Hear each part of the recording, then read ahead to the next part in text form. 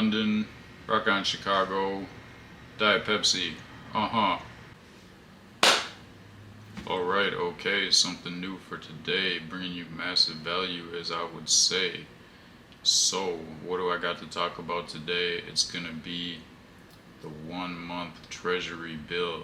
I'm talking about this today because it currently has a very good interest rate over 5%.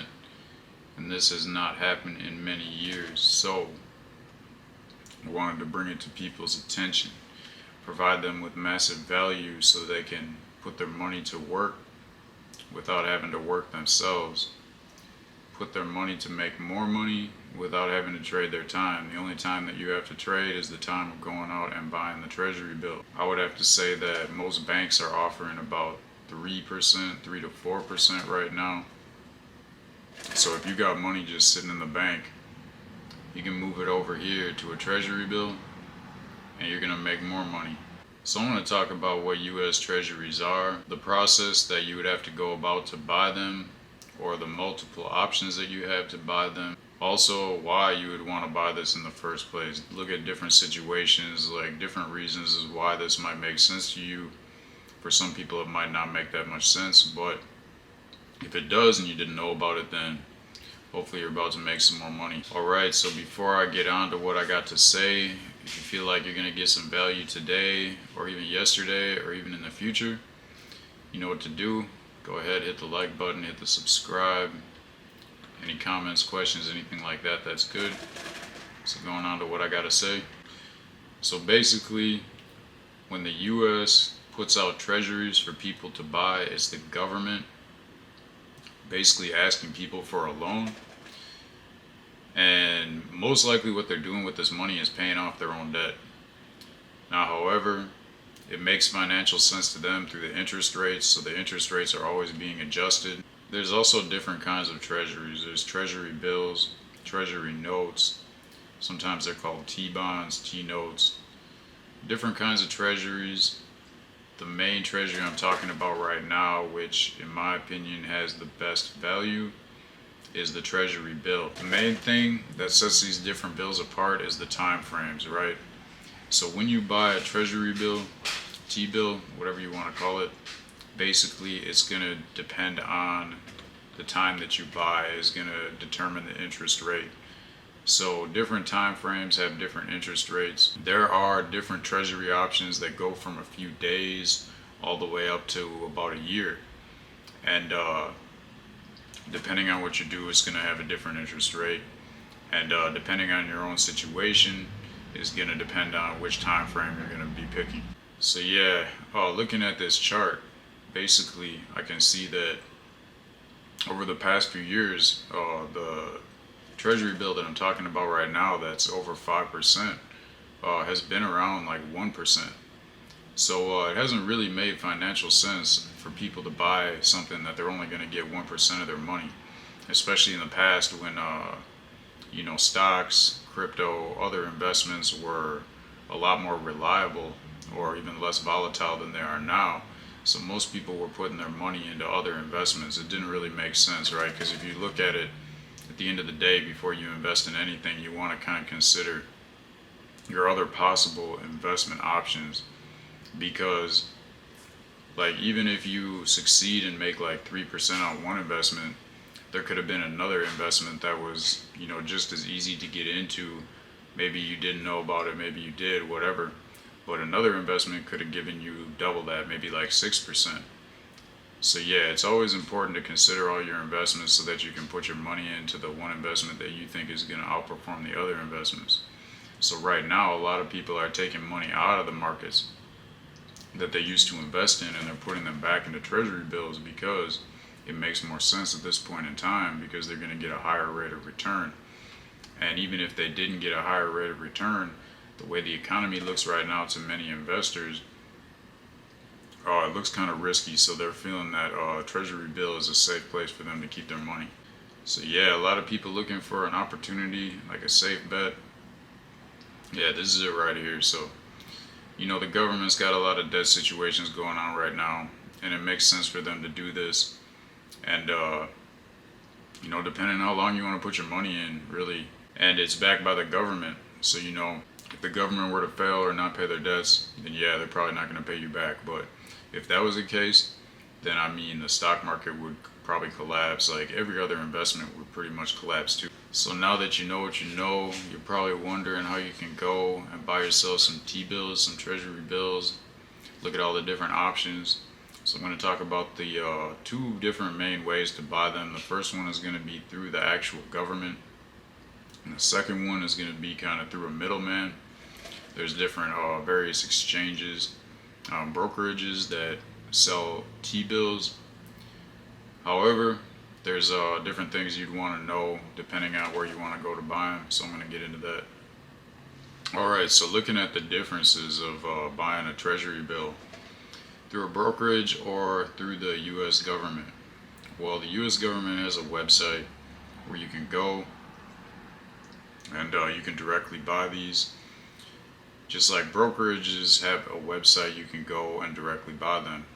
When it comes down to simply convenience, just a factor of how easy it is to go and buy a Treasury bill, I would have to say that brokerages and exchanges are the more convenient option for buying T-bills. This is basically because of their interfaces. They have a lot of different options that make it maybe a little bit more easier to find what you're looking for, and just the process of finding them and buying them, I think, are just a little bit easier, but it's not that big of a significance that I would do that just for this reason. Yeah, so if you're looking for some kind of advice before you do this, other than this video, other than, any kind of resources that are out there on the internet, you want actual help from somebody, I would say the brokerage is the way to go, because most of them have a person that you can call, like a 1-800 number. You can call from like a 9 to 5 regular business hours and ask them for help. They're only going to be able to provide you with help to a certain extent. But with the U.S. government, there's not really an easy way to get a hold of somebody.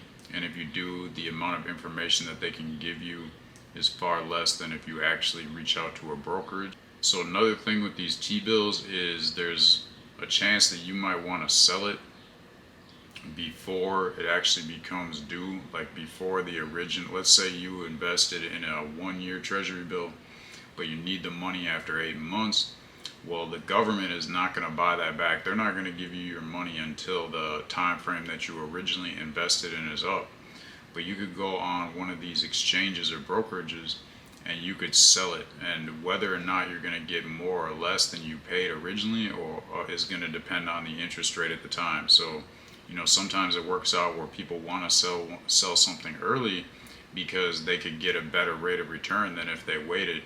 Sometimes it's going to work out that if they sell it early, they're going to get less of a rate of return than if they had waited, but they're just in a spot where they need the cash right away. So yeah, if you want to sell this bill earlier, I would say go into a brokerage. But if you're buying something like this, you should buy it in a time frame that you are very confident that you're not going to need that money. And you should already have basically like other cash sitting out as cash that you can get at for any kind of emergency before you go invest in something like this. Alright, when you go through the U.S. Treasury directly through the government website, which is Treasury Direct, basically it's going to be free to buy any of these. Some of these brokerages or exchanges do charge a fee, some of them don't. You just have to look at, whatever brokerage and exchange you want to buy from and find out what the deal is with the fee before you even go about doing it. And I would have to say, like, it's best to use a brokerage or exchange that you're already using if you already have stocks or other investments, just to keep everything on one platform. When you go directly through the government, the lowest amount of bills you can buy starts at $100. Goes all the way up to, I believe, 10 million. So, if you want to buy different amounts than are structured, which are usually, like $100, $1,000, $10,000, say you want to do like $50, something that's just like, not available directly through the government, then you'd want to go through a brokerage, because brokerage has this secondhand market where you can buy fractional shares, and the government doesn't. All right, so one of the most important things when it comes to understanding how to buy treasury bills and how to make money is understanding the interest rate and how it works. So basically, myself, I was confused. The main thing I was confused about with this was that, I had heard about a 5.8% 1-month treasury bill. So the way this was presented to me, in my mind, I was thinking that after 1 month I was going to get a 5.8% interest rate return. But that's not the way that it works. So most of the interest rates that you see on T-bills, treasury bills, or any kind of other treasury investment are going to be based on a 1-year rate of return. So that 5.8% that I heard about was actually a 1-year rate on a 1-month bill, meaning that it was 1/12 or 1 month out of the year of 5.8% rate. So if I wanted to figure that out, just to make it easy, let's say it was $100 and the rate was 5.8%. Now if I put that $100 in for a year, I would get $5.80 back. So if I put that 5.8% interest rate on $100 in for a month, that would be looking at the yearly rate divided by 12. So really I would be getting like something like 50 cents, less than $1 on that $100 for like a month. So that shows you right there, a little bit of money really. I mean, you're not going to make that much. But if it's just sitting there doing nothing anyway, you might as well put it to work, because, if your money's not making work, if you're not making your money work for you, then the bank's making your money work for them. And they're not really giving you a cut of that like they should, in my opinion. And just knowing all this stuff will put you way ahead of most people, because from what I see, I mean, this is like some easy information to learn, but most people don't know it. Most people are not even like in a space where they can like hear about it.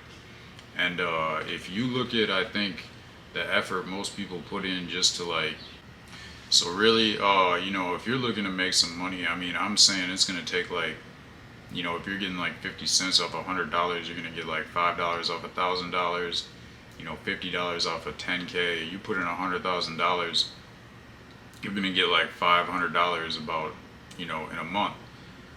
But, I mean, that's a pretty good rate. So it's a lot better than sitting in the bank. Also, the way these T-bills work is, most investments you would, if say it's $1,000 investment, you would invest $1,000, and then they would pay you that interest on that $1,000 at the end of the term, say at like the end of the month or at the end of the year.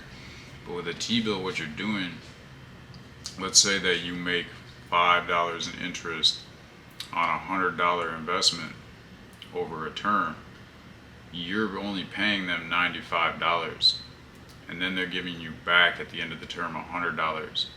So you're paying less than the amount of the actual investment according to how much interest you're making.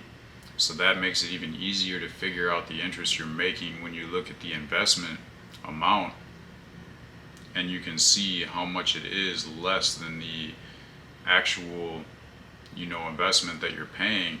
That's the amount of interest that you're making. So I mean, right there you can see how easy this is. Like if you really want to go and figure it out using the math, that's super easy anyway. But you don't even have to do that. You can just look at the rates that are out there and the time frames, and you can just say like, okay, well this is $95 and it's a $100 investment, so basically I'm making $5. Yeah, so I would have to say one of the most common scenarios that I hear about people using these are when people are holding cash, waiting to buy something, a big investment like a house, a car, something like that. And they've got the cash, they're saving it up, but they know that they're not ready to make that purchase yet. And instead of just having the cash sit there, you go and put the cash into these bills. And then, by the time your term is up, by the time that you're getting paid back, you can time that out right with the time that you need to go and buy something. So basically, yeah, it's a way to really like use your money to make more money that most people aren't aware of. A lot of people are using it right now, more due to the economy and the markets, because a lot of people see that uncertainty is in the market. A lot of people feel that, they might lose money if they put it in the stock market. So they feel that this is a safer bet. A lot of people are sitting in cash right now because they think that the market is going to collapse more. So instead of just having that cash sit in the bank, they got it working for them. Alright, okay, so that's about it for today. Hope you got some value off of what I say. Trying to bring you information with no delay. But that's all I'm trying to do, is bring to you more information than anybody else. Trying to bring you more free value than anybody else is doing.